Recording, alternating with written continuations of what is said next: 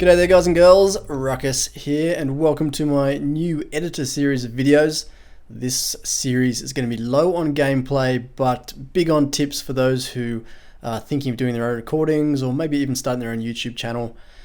I appreciate this info won't appeal to all of you out there, but it should have a wider audience than solely the Blitz community, and it'll help the channel out in the long run. I think if we can get some more of you guys out there recording the awesome games you're having, sending them in to your favorite YouTuber, it'll really help us out and allow us to provide a lot more interesting content. Plus it's a lot of fun to record your own gameplay, see where you went wrong, watch the games where it all went right, and it's really not that hard to do, assuming you've got the right setup. So in this first episode, we're just going to take a look at the hardware setup and the software that I use to do the recordings I use for this channel. And in future, if the interest is there, we'll look at editing software, maybe how I do my thumbnails in Photoshop or special effects in After Effects, that kind of thing. I'm certainly no pro, but I've picked up a few tips and tricks in the past 2 years running this channel. Has it been 2 years? I think it might have been 2 years by now, surely. It's a long time. And maybe do a rundown of intros I did for wargaming preview videos, that kind of thing. We'll see how we go. Now, a couple of caveats before we start. I did say it was easy to do screen recordings of your mobile device, and it is, but it does require a certain amount of hardware setup. Playing whatever you're playing, as well as recording it at the same time on your mobile device, is really going to tax its processing power. You are either going to get a poor frame rate recording at the end, or you're going to have to accept playing at a very low graphical setting, which isn't going to look very nice. I'm not saying it can't be done, but the best quality recordings I've seen, as well as all those that I use for my channel, are with a separate device doing the hard legwork, doing the recording for you. In my case, that's my iMac. It's not the most powerful machine. It's a 23-inch 2013 iMac with a bit of extra RAM. It's up to 16 gig of RAM, which I have noticed definitely helps. But I've seen perfectly good recordings on older machines, far less powerful than mine, even laptops. You don't need an expensive setup, and it's likely that whatever computer you've got there at home will do the job just fine. The second caveat is that my experience is pretty limited to the MacOS software and hardware, and that I have not trialed every piece of recording software out there by far. There may be better setups and systems to use than the one I'm using, and if there are and you know of them, by all means let us know in the comments section. I'd really like to set up a Google Drive document with people's advice and the programs they use and the experiences they've had, and then that can become a bit of a go-to document for all of you out there who are just starting out or maybe just looking for more info on a particular program or setup. So let's now discuss recording software. I've trialed 3 to varying degrees my time with this channel. They are OBS, the Elgato HD60, and QuickTime. Now, OBS stands for Open Broadcasting Software. It's an open source program, meaning it's completely free, and it's quite popular with guys doing live streaming, as you can pipe in various sources of sound, like your mic, different video, your face camera, that kind of thing, into one video source that you can then upload, either record or upload to a live streaming service like Twitch or the YouTube streaming feature that's now around. I haven't really played too much with it, and setting it up is beyond the scope of this particular video, but perhaps in future I'll look into it more. The Elgato HD60 is a separate piece of hardware, recording hardware. It's a SSD drive that you then plug into your computer and your mobile device, and it comes with software that you use to control your recordings. It is an expensive setup. It cost me well over $200, not including the adapter I needed to source to plug in the lightning cable from the iPhone into its HDMI input, and it does not work as advertised. I've never used it. It's all in the color fidelity of the recordings. It is awful. It's all muddy and washed out. It just looks terrible. I've been in contact with Elgato support, and I'm a year in now, and I've got no fix for it. So do not recommend this thing. I think it's more for console recording, PlayStations, Xboxes, that kind of thing. And it works the same as OBS in that you can overlay your gameplay with a camera, face camera, and different audio sources, and then upload it to a live streaming service.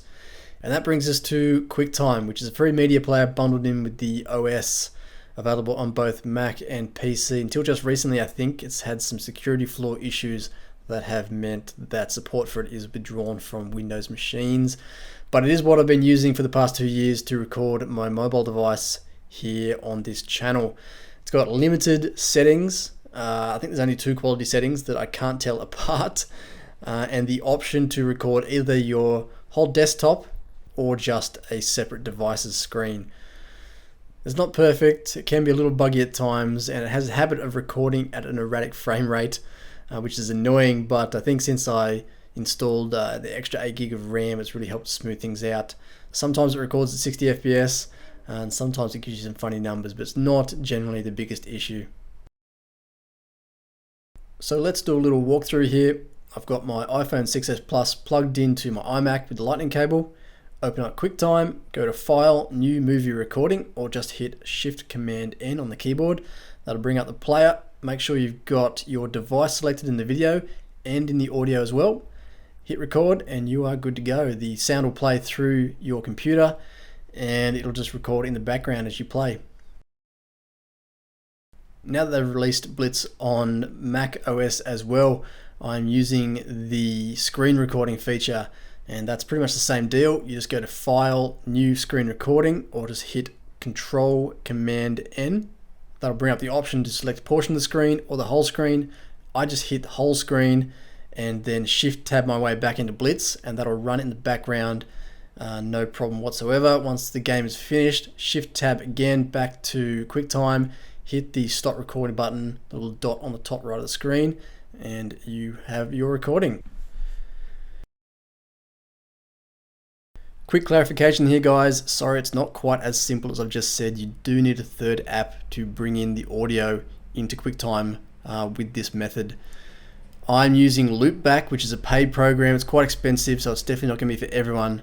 But what this does is brings all your various sources of audio, game audio, maybe microphone audio, pulls it into one channel, and then you can select that channel via QuickTime. QuickTime itself only has the option to bring in default audio, maybe a headset. It doesn't actually bring in the game audio by itself when you're doing these screen recordings.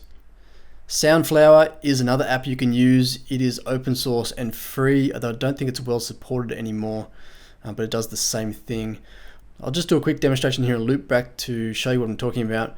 I want to bring in, say, various sources of audio for my next recording. So let's pick World of Tanks Blitz, maybe my headset, and let's bring in Spotify for a bit of music, a bit of a party mix, give that a name. And then if I go back to my screen recording in QuickTime, select the pull down menu, and there is the channel ready to go, and that'll bring in all those sources of audio into the recording. Now, your resulting file size is going to depend on a few different factors, such as the duration of the video, obviously, and the resolution of the screen you are recording. An iPhone 6s has a 16:9 aspect ratio, full HD, so it's 1920 by 1080 pixels. And I find that for a 3 or 4 minute game of Blitz, the resulting file size is anywhere between 600 meg to 1.2 gig, depending on what frame rate QuickTime has decided to record it at. That's pretty much standard. iPad screens have a 4:3 aspect ratio. If you're watching a YouTube video and it's got black bars running down the left and right, that probably means it's been shot at a different aspect ratio. 4:3 is more square looking. And my iMac also has a HD aspect ratio, 16:9, but the screen resolution is bigger, and therefore so is your replay file size. Once you've made your recording, you can either save it as is, or you can trim off unwanted ends, or maybe just trim out a particular part of the video and save that separately just by going up to Edit, Trim, or hitting Command T on the keyboard, and you can easily just resize that to however you want it. And that is pretty much all there is to know. It's not a perfect system by any stretch of the imagination, but until we get a proper replay system, it's all we've got to work with. Now, what you do with your recordings after you've made them is obviously completely up to you, but I would suggest uploading them to a file sharing service and linking us in so perhaps I can feature them on this channel. I have used in the past Google Drive. If you've got a Gmail account, then you automatically have 20 gigs worth of data storage on Google Drive, and once you've uploaded your video, you can link people in, they can watch it within Google Drive, and if you've allowed sharing, they can download it for their own use. So that's it. Get out there, make your own recordings, and have fun with it, guys. If you've got suggestions for things you'd like to see in future editor series of videos, let us know in the comments. Any feedback is welcome. Thanks for watching, and I'll catch you on the next one. Peace.